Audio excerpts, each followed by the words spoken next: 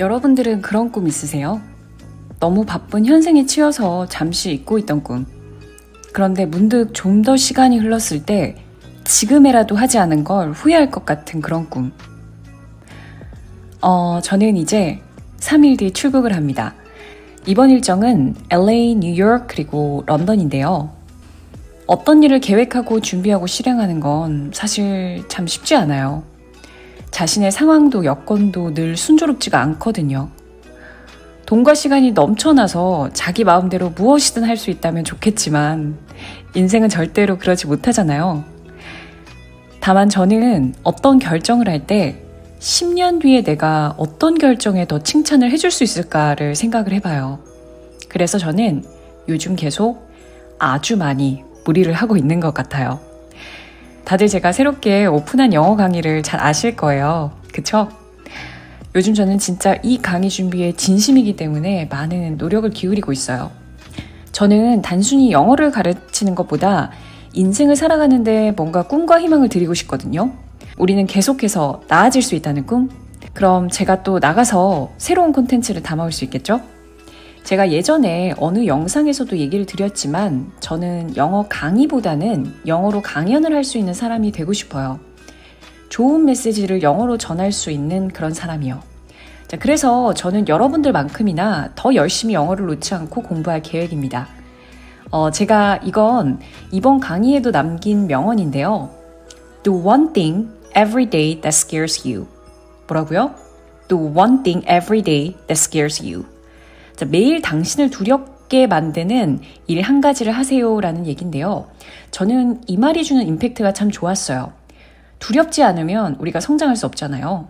두려운 일을 해야 하는 게 맞는 것 같아요. 그럼 오늘 저의 짧은 근황은 마무리하고 저는 또 강의 준비를 하러 가보겠습니다.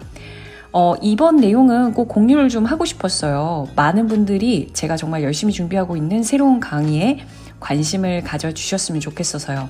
네, 그럼 이어지는 내용도 즐겁게 봐주세요.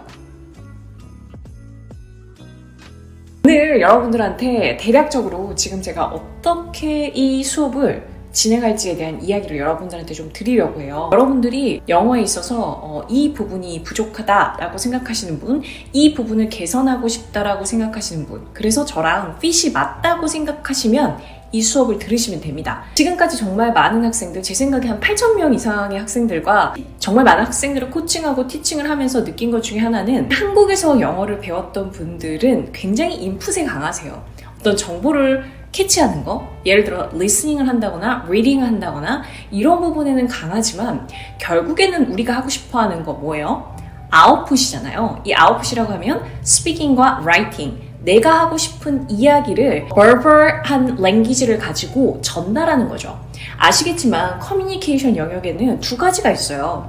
verbal 영역과 non-verbal 영역이 있는데 우리가 말하고 싶은 건 결국 영어로 내 생각을 전하는 거니까 verbal 영역에 있는 거죠. 자, 그런데 여기서 한 가지, 저는 단순히 언어를 잘하는 것보다 더 중요한 건 커뮤니케이션을 잘하는 거라고 생각해요. 자, 그래서 저는 여러분들한테 이 non-verbal한 영역들, 이런 것들을 캐치할 수 있는 능력도 좀 알려드리고 싶어요. 저는 원래 전공이 커뮤니케이션 학과거든요. 그래서 여러분들이 어떻게 하면 말을 잘할 수 있을까? 단순히 영어를 잘하는 게 아니라 English를 할 때 어떻게 하면 좀 더 잘 말을 하는 것처럼 보여질 수 있을까에 대한 팁도 여러분들한테 전달드릴 생각입니다. 지금까지는 인풋의 베이스를 가지고 여러분한테 설명해 드렸다면 이번 강의 같은 경우에는 여러분들이 직접 아웃풋을 내게끔 설계했습니다. 자, 어떻게 했냐고요? 제가 4가지 메소드, 그러니까 방법을 여러분들한테 알려드릴 거예요. 그 방법을 반드시 여러분들은 수행하셔야 되고 미션 클리어를 하셔야 합니다. 그래야 여러분들이 늘 수가 있어요. 자, 첫 번째는 이 방법이 진짜 좋은 방법이라고 생각해요. 이제까지 저의 액팅 잉글리시에 참여해주신 분도 계시고 영화나 미드를 가지고 영어 공부하신 분들 굉장히 많으실 텐데 여러분들이 특정 장면, 좀 재밌는 장면을 골라서 그 문장, 그 어떤 장면에 나오는 문장들을 완전히 그냥 통암기, 흡수해버리는 거예요. 어렵다고요? 아니요. 저는 이 과정은 Scene Memory Method라고 이름을 지었어요. 자, 이게 무슨 얘기냐? 여러분들이 장면을 기억하면요, 절대 그게 어렵지 않아요. 왜냐면 그 장면과 함께 그 문장과 대사가 기억 남는 거거든요. 진짜 연기하듯 배우처럼 그걸 따라했으면 좋겠다라는 생각 때문에 액팅 잉글리시, 사실 이 말은 콩글리시죠. 콩글리시긴 한데 이렇게 이름을 지었었어요.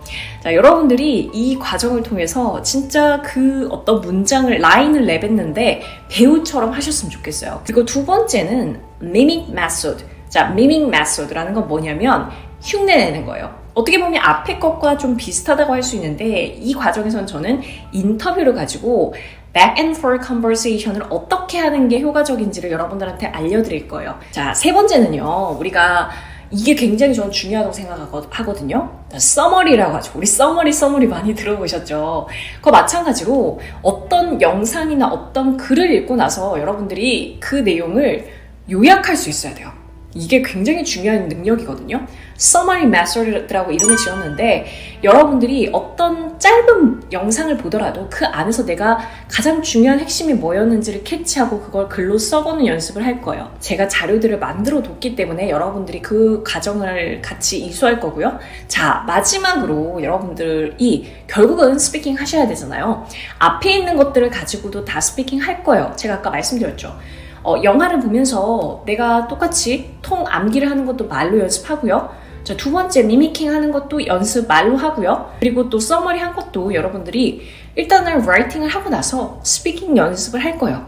마지막으로는 이제는 여러분들이 진짜 thinking in English를 하셔야 할 때요.